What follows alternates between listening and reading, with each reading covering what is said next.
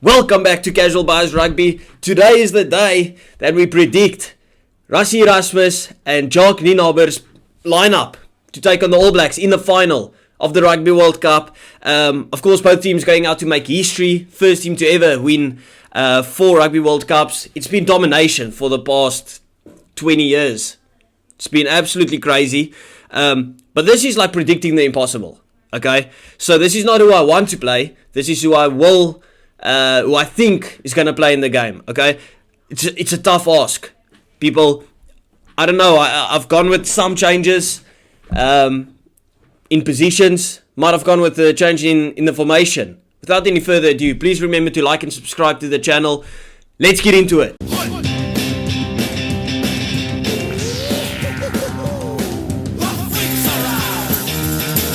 Starting off with the front row as always, and I've got to change, boys.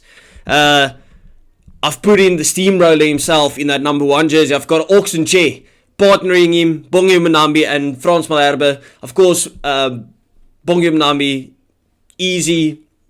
He has to be there. It's the only hooker in the team.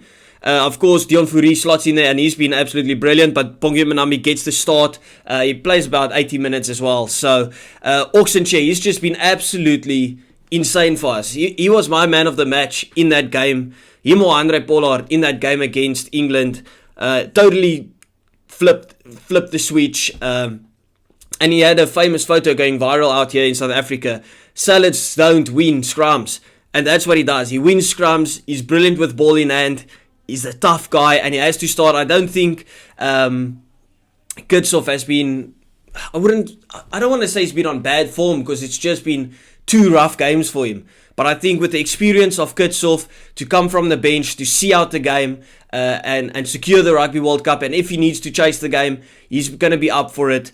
So I've got Auxin Che, Bongi Mbonambi and Frans Malherbe. Of course, I'm not bringing on Frans Malherbe from the bench. Vincent Koch has been doing a brilliant job from the bench. Frans Malherbe has to start in there. Of course, let me know what you guys think about it. This is not who we want to play, boys. Okay, this is who we think is going to play. So let me know if you disagree. What do you think Rassie and Nienaber will do? The locks are easy. It's going to be Eben. It's going to be Franco Mostert. Both of them has been absolutely brilliant. I was so confused why we took off Eben Etzebeth in the 45th minute of his brilliant performance against France. But he wasn't at the races. And they did exactly what they did with... I can't even remember. It doesn't really matter. But Nienaber, doesn't matter how big your name is, how big of a player you are for us. If you're not at the races, we'll just sub you out. It's just not your day. And that's exactly what happened. And the guy that came on for him, RG Snyman, was absolutely insane. But Eben Etzebeth and Franco Mostert, easy. That's fact. They're going to play. Okay?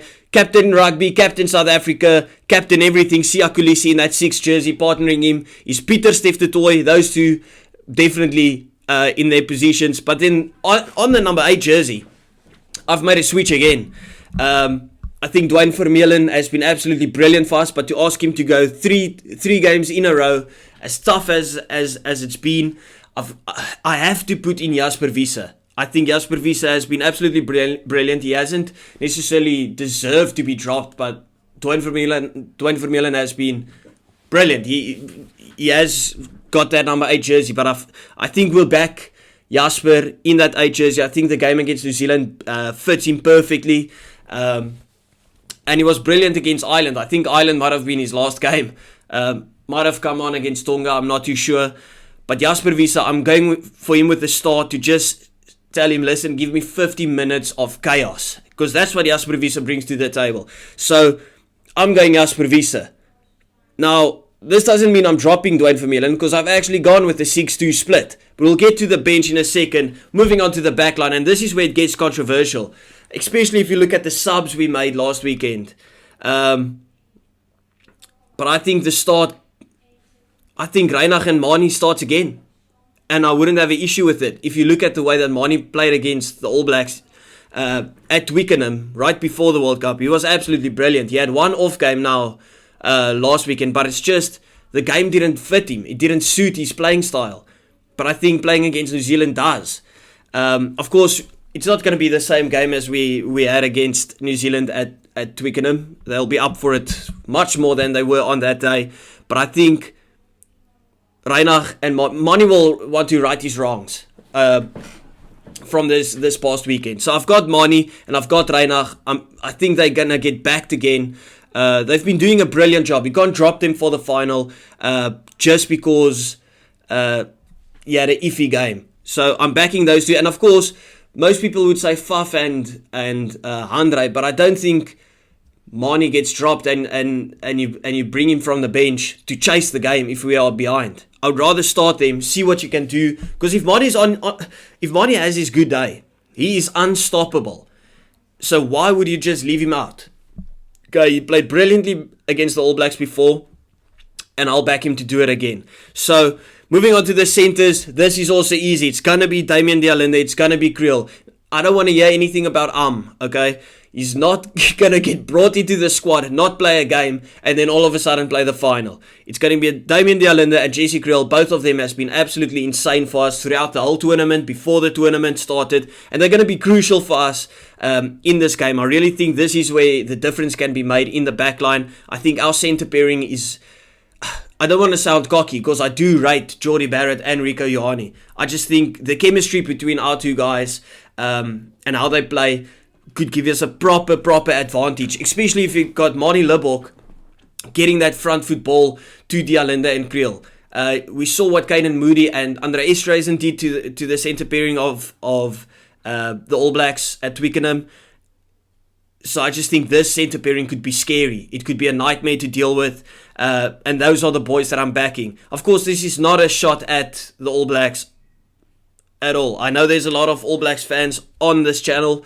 I do respect All Blacks immensely. This is just a bit of my biasness kicking in. Okay, the back three, this is easy as well. It's going to be Colby, it's going to be Arendse, and it's going to be Damian Willemse. Yes, Damian Willemse didn't have his best game against England, but he is the best 15 for us. You could give him a shout to be probably the world's best 15 at the moment, but I still got him below Beauden Barrett because I dearly rate Beauden Barrett, okay? But that's just on current form.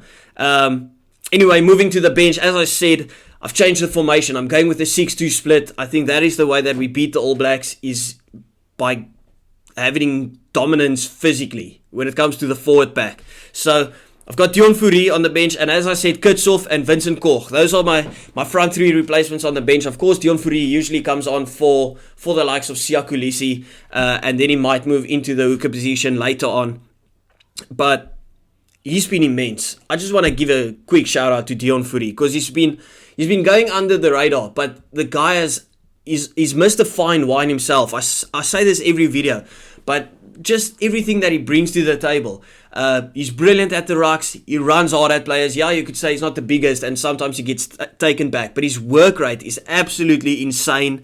And I love him. He's captain of the Stormers, so you gotta love him as well. Kitsy and Koch, they know what they have to do when they get onto the field. That's experience coming from the bench as well.